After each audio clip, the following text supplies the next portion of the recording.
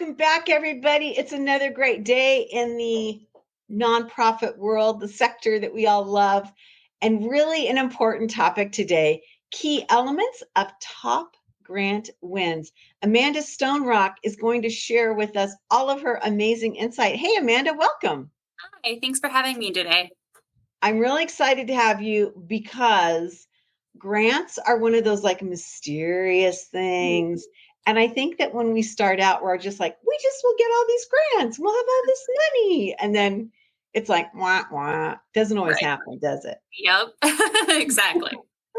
Well, you're going to set us straight, give us some great ideas, help us to navigate this world that we hear so much about, and yet we don't know a lot about it. And so, Amanda Stonerock, CEO and founder of Stonerock, I think this is going to be really cool. I can't wait to talk to you. Another thing that I can't wait to share with you is the amazing support that our sponsors give us. They include Bloomerang, American Nonprofit Academy, Staffing Boutique, 180 Management Group, Fundraisers Friday, our new Friday show, Your Part-Time Controller, and Nonprofit Thought Leader. These are the folks that support us day in and day out. We also have this amazing cohort of co-hosts. Say that fast 3 times. Not so easy.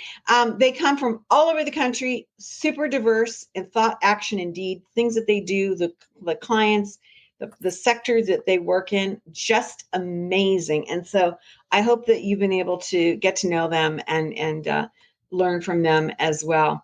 Okay, Amanda Stonerock, Stonerock Business Solutions. Talk to us about what you do and more importantly, where you are. Yeah, I am based in Billings, Montana, but I have an amazing group of team members that are all over the world. So I launched this business back in 2021, trying to help nonprofits and small businesses create some sustainability and structure to their grant writing, strategic planning, and fundraising. And so we help lots of businesses who are working through fiscal sponsorships with a nonprofit, as well as nonprofits who are either dipping their toes in the sand of trying to learn, how do I get into the grant world, or how do I diversify what my fundraising looks like. And so we love what we do. We've got, like I said, people all over the world. I've got somebody who's over in the Ukraine that helps me a ton. Someone who is in Chicago and in New Orleans, Spokane. So we're really all over, but like I said, based in Montana. I love it. I think that's fabulous. Well, I think one of the things that I've learned or I knew it, but I think it's just been amplified, that I've learned from my co-hosts because they come from all over the country. And so, they bring with them their regional culture, their language, their accents, their temperament, and then, different parts of the world behave differently just because of the environment, right? Like in the Absolutely. summer, I'm based in Phoenix. Well, we sure as heck don't do anything in the summer. We're like moles, It's too hot. And but I would imagine being in Billings, you kind of have that opposite situation in the Right. winter, and then these are your glory days, right? Exactly. So Exactly. I think it's a cool thing to recognize, and as vast as this country is, and how vast the world can be, I think it's a neat thing to kind of observe that and look, and especially in the nonprofit sector. I mean, it's a fascinating thing. Well, let's get into the business of the day, and that's really talking about grants. I started off the show saying, it's kind of a mystery, and what do you do, and how does it work? And I don't know about you, but I feel like a lot of us think we hear the word grant and we're like, fairy godmother tapping us and money's going to fall from the sky and we'll be like, woohoo. Doesn't work that way, does it? It does not work that way at all. So talk to us about this concept of a grant quality assurance review. I really like Yes. This is something that I started working with some really established nonprofits it. who have a pretty diversified process in their fundraising. and they could raise money through capital campaigns, and they could do, these grassroots things, but they were really, really struggling with translating their message into the grant world. And so Wow. that don't have a director of development on staff who is familiar with grants, because it's such a totally different world. Like you said, it's kind of the unicorn Mhm. raising profession. And so what I started to do is give me your information and show me what you have in your grants so that I can help you target your language in the story that adheres to the requirements of the grant application, to the requirements of an RFP proposal, and just making sure that it's, crossing all the T's and dotting the I's, as opposed to just submitting stuff and hoping for the win. And so that's what the quality assurance is. And that's on the front end. And then we also do things on the back end because we know that you're not going to get a yes every single time. Wait, what? What happens? What do we do? So part of that quality assurance is going back to, the funder or to the state or whoever you're applying for this grant and asking, what could we have done differently in order to improve for next year? So it's creating that long-term sustainability and growth and learning for each of the organizations so that they can have kind of this comprehensive package that could be a win in the next 6, 9, 12 months. So that's what that quality assurance review is.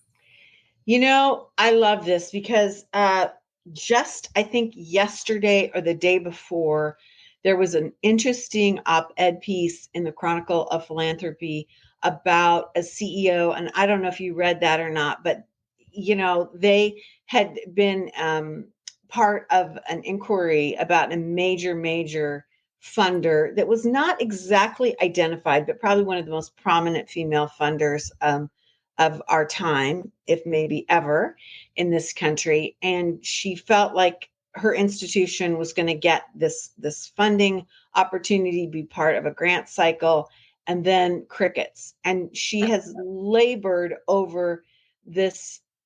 She feels responsible, she feels dread, she feels disappointment, anger. It's like the Elizabeth Kubler-Ross 7 stages of grief, right? I mean, Yes. it's a heartbreaking, fascinating read. I recommend it to everyone, but it seems to me now that I'm talking to you, holy moly, if she'd had maybe this piece of review, maybe it would be a different situation. What do you think? Yeah. And, I haven't seen the article, but thanks for the Oh, tip. I'll definitely be pulling that up. I'm sure it's in my email. But yeah. I think the biggest thing is a lot of organizations try to fit themselves into a goal or a priority for a funder without really digging into the intricate details. So, one of the other things that we do, particularly if it's a foundation that we're applying to, we review the 990. And so that we get an idea of what they've been funding in the past, because sometimes, we think we fit into what they're trying to do, but when we dig into who they funded in the past, it doesn't quite fit. And I think that some people kind of skip that step, which is a huge no in my opinion. And then it's also that relationship building. So I have a lot of organizations that come to me and they say, I have this opportunity, but it's done in 30 days. And so I have to have that really hard conversation with them that asks, have you done your legwork in order to be there? And it's not just the writing and getting all of your documents in a row, but have you reached out to the funder? Have you created a relationship? Have you reviewed to see if your project is even something that's on their scope or their priority for that particular funding cycle? Right. I really appreciate you saying this because I feel like when I speak with nonprofits, and it's all over this country, they confuse the notion of a funder having lots of money with a funder having a lots or little interest, right? Like, Right. where do they fund? It's just because you have a lot of money doesn't mean you just throw it all out there and Right. hope something sticks. And I don't know about you, but I feel like this is a missing link because we get we're kind of seduced by the notion of lots of money, meaning lots of opportunity, but we don't set the expectation or understand what the expectation. Maybe that's it. Exactly. Yeah. Too many nonprofits throw spaghetti at a wall to see what Yeah. sticks.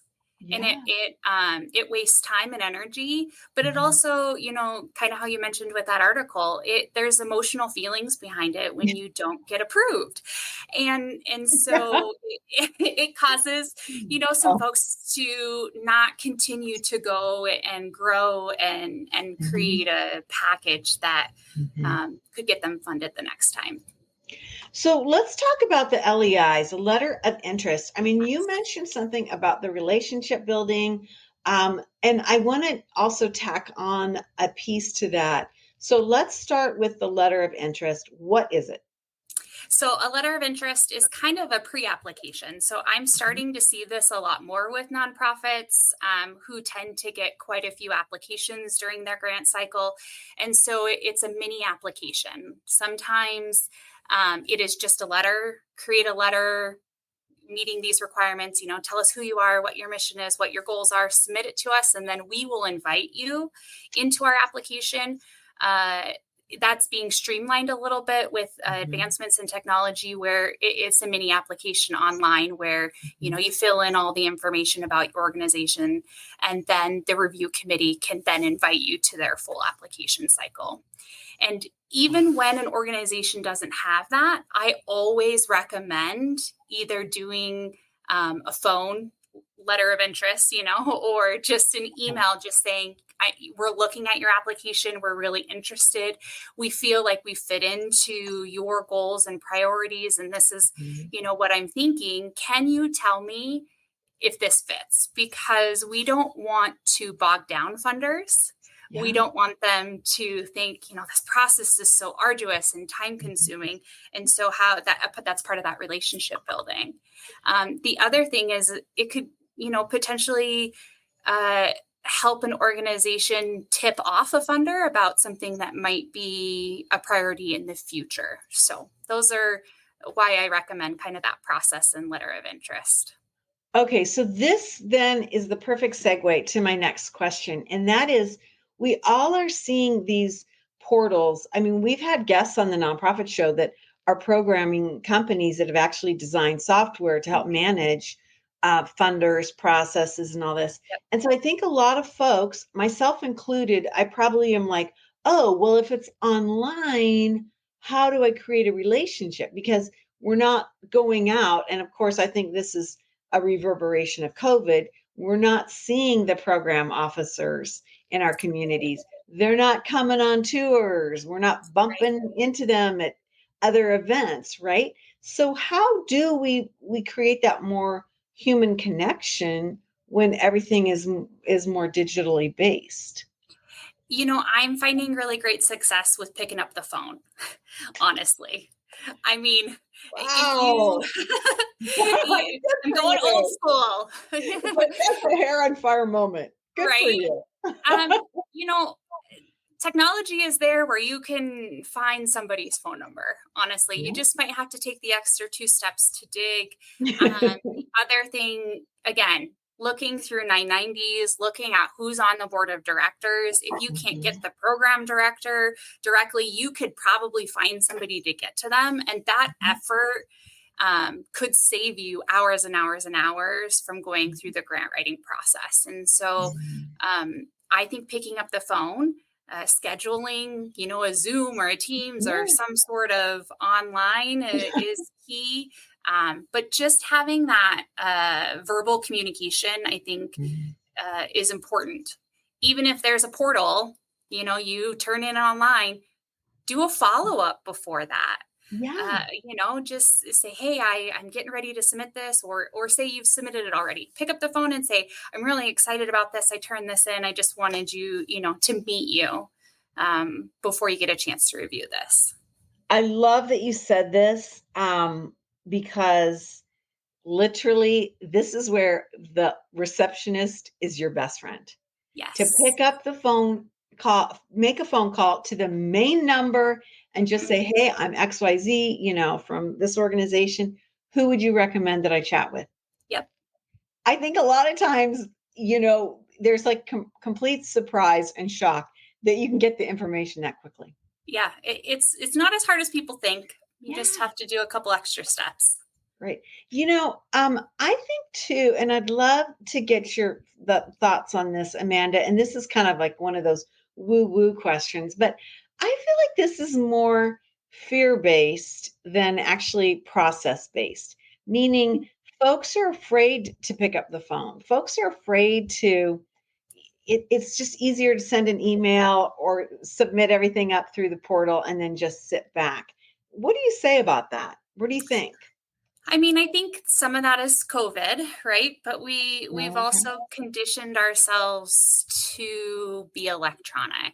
Yeah. However, humans have an innate nature to connect, and I think rejection is Mhm. right up there. You know, that fear of rejection. Um, Certainly probably plays a role in that, but as someone who would complete the application or wait to see if we got funded, I would rather have that rejection up front so that I don't take the time to complete the application, um, rather Right. than just sitting and waiting and getting an email that says, thank you, you do great work, just not a fit this year. um, that could save more heartache. I love that. I had never thought of that, but I think that that is an emotionally intelligent way to look at it. And I think if you needed an additional incentive, it's time. Yep, It's time spent. I mean, absolutely. what you just said is magical. It's like, hey, look, you're gonna invest yourself emotionally so much more if you go through this arduous process, and then it's like a don't fit next, right? It's Yep. like that's brutal. So yeah, I appreciate you sharing that. Let's talk about this next question, and this is an interesting thing. Um, and I'm just so curious, like what your opinion is. Can part-time grant writing, and I use the word structure, so I mean, is it a contractor or somebody in your office or whatever? Can they be successful, or do you need to like pull back and not attempt this until you have a full-time directed, committed person, professional on this?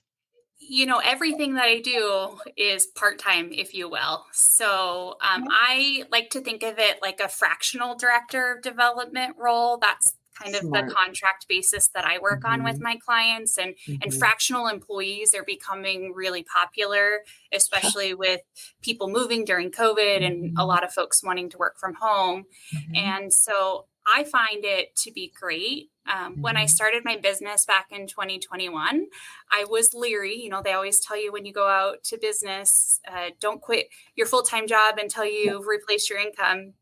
That was probably the worst advice I ever got, because I found that, like, if there's a true need and it's your passion, Mhm, jump in, because there's plenty of folks that need your help and your support. And mhm. I'm all for contract work with this. I think it Okay. behooves the client so that they can identify exactly what they need, but also helps diversify. So they don't Mhm, need me to be a full-time director of development writing grants. mhm, They need to have someone that's doing the other fundraising, the events, the capital mhm, campaigns, and then mhm, supplementing that with the grants. And I think too many mhm. people want to heavy on the grants and not enough on the other fundraising components. Yeah, interesting.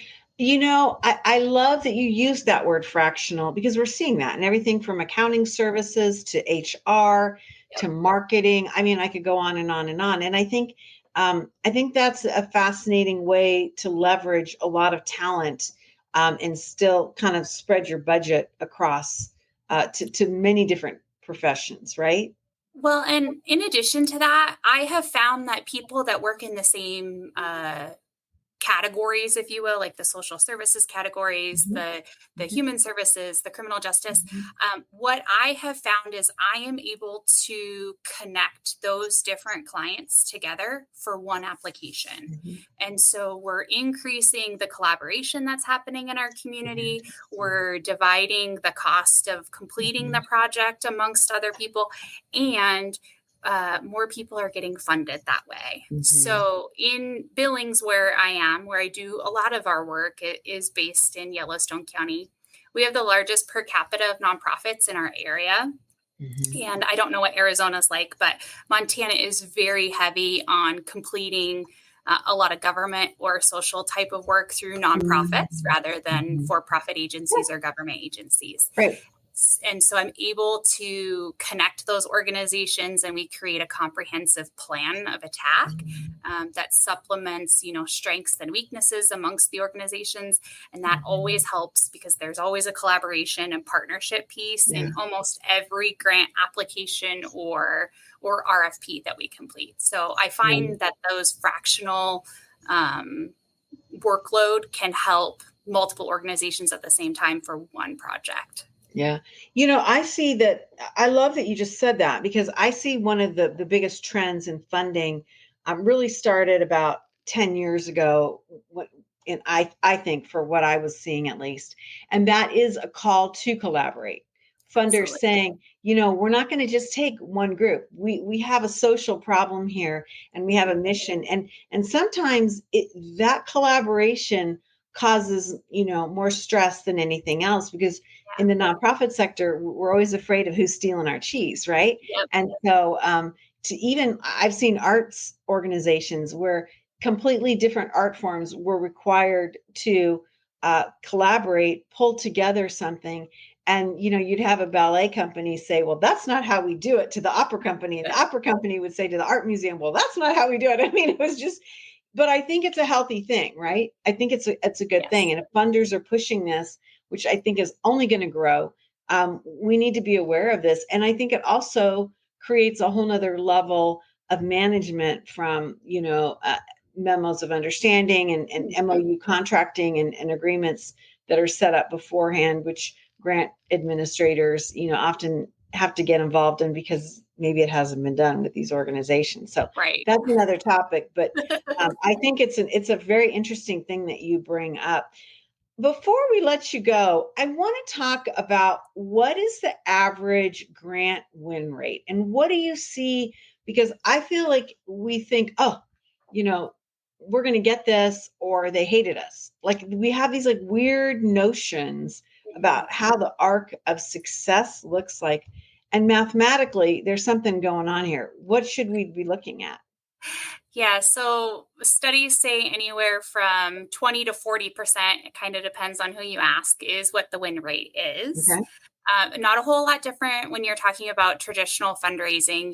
When you create your depth chart for a capital campaign, you need so many of each level. So it's not a ton different, although people think that grants are unique. One of my strategies is making sure that we do that quality assurance beforehand. So we actually, depending on the year, range 78 to 86% success rate on our grants that we do through Stone Rock Business Solutions. And so we feel like we have a pretty good rate, and, but yeah, traditionally 20 to 40% is considered good. And I think that, if people take the time to do the relationship building, if they take the time to make sure that they're responding to absolutely everything necessary, creating time ahead of time, don't wait till the last minute. Like, there's a lot of strategies that they can do to increase their rate. But even then, there's so many organizations out there that are doing good things. And it doesn't mean we're not. It doesn't mean that you're not. It just means that someone fit into that priority or had a relationship beforehand. And I think that's the key piece of it. Amanda, I think that it seems to me that when you understand this concept of a win rate and what it should look like, the statistics of the process bearing out success or not, it seems like that probably should have been my first question to you, right? Like, if you can level set what that expectation is, then I've got to believe it's a healthier environment and not so stressful, versus this notion, like, if I only win the lottery, then all my problems will be solved. And this grant is like winning the lottery, right? Can you talk a little bit about that, about how we need to be thinking about this? I mean, if you're looking at a 20 to 40% win rate, does that mean that we need to take and apply for that many more grants?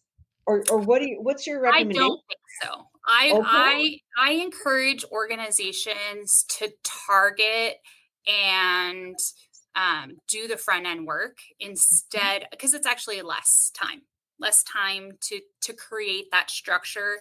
I call it sustainability planning, because that's the other thing. I could get you hundreds of thousands of dollars, millions of dollars in grants. What are you going to do when that grant cycle ends? A lot of these funders won't let you reapply for a period of time, or if it's an RFP contract, they end after a certain period of time. And so it's that legwork, that quality assurance, that really streamlines the process and sets them up for success. And it costs the client less money in the long run to do that. It's kind of a hard sell. I'm going to do a bunch of work. You're not going to get any money out of it. But in the long run, we are going to be better at the applications that we do submit. It will increase. We'll spend that time. Maybe the grant isn't the right route for you, but you'll have that relationship built so that maybe they can do a capital contribution as opposed to going through their funding cycle. So that diversification and sustainability process sometimes is a hard sell, but I feel like we've had good success with being transparent and upfront. I never tell a client, I guarantee you will get this, even if I've been awarded that particular grant several times with a different organization. I always tell them nothing is 100%, just like your lottery example. Well, I love that you said that, because I think that really is a great way to wrap up this conversation. It's not easy money that falls from the sky. Right. And I think in the media we hear about these big donations, these major gifts, these transformational gifts.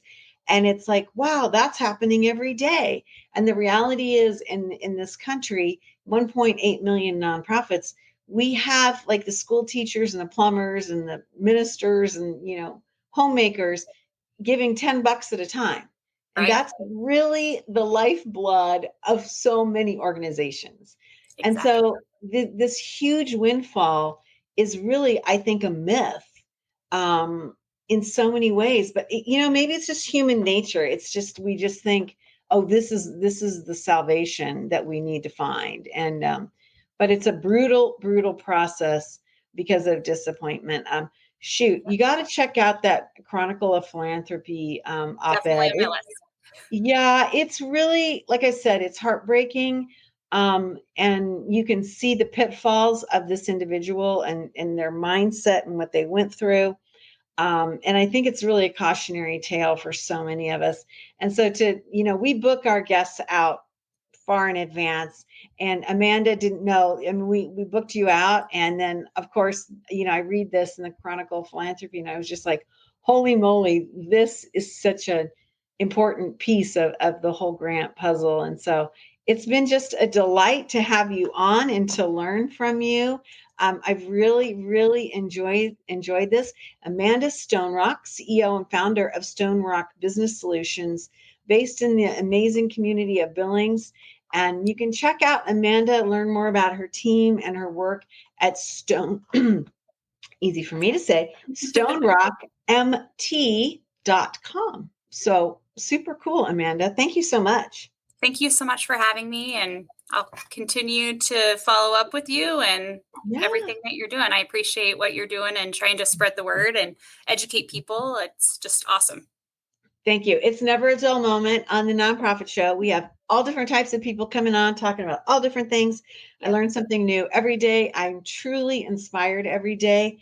I was talking to you in the green room, and we've done more than 1,100 shows for 5 years now. And you would think I'd get tired and just be like, ugh. But truly every day, wow, amazing things going on in our country, and all different types of things. People that have amazing passion and really work hard, and it's incredibly profound. It really is. And I think your work, you might not be in my community, but ultimately your work makes my community stronger, right? So, I mean, we all do row in the same direction, even though we're in different parts of this country. So I say thank you. I say thank you very much, very much. I also want to say thank you to our amazing sponsors. They include Bloomerang, American Nonprofit Academy, Staffing Boutique, Nonprofit Thought Leader, pardon me, Your Part-Time Controller, Fundraisers Friday, our new Friday episodes, and 180 Management Group. These are the folks that are with us day in and day out. As we end every episode of the Nonprofit Show, we leave with this message, and it goes like this. It's simple, but it's kind of complicated. To stay well so you can do well. Amanda, thanks so much.